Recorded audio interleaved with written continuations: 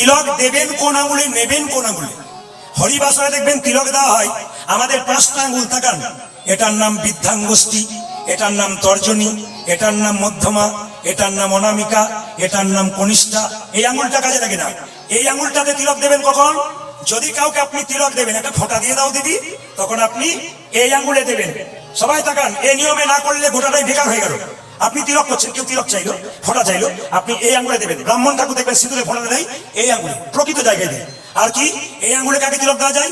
আপনার বাড়ির পাশে কেউ মরে গেছে, আপনাকে ডাকলো, দিদি একটু তিলক দিয়ে দাও তো, মানুষটা মারা গেল। আপনি তিলক দিলে কিন্তু আপনি লাভবান হবেন। কেন বলুন তো? তিলক পড়ালে আপনারও বৈকুণ্ঠ প্রাপ্তি হবে। এই জন্য তিলক আপনি কোন আঙুলে দেবেন? এই আঙুলে মৃত ব্যক্তিকে দেবেন। আর নিজে যখন তিলক নেবেন কোন আঙুলে নেবেন? বাহ, এই আঙুলে, এই আঙুলে, এই আঙুলটা। কেন? এটার নাম মধ্যমা। আর যখন গোবিন্দকে তিলক দেবেন, তুলসী পত্র দেবেন, এই আঙুলটার নাম অনামিকা, এই আঙুলে দেবেন।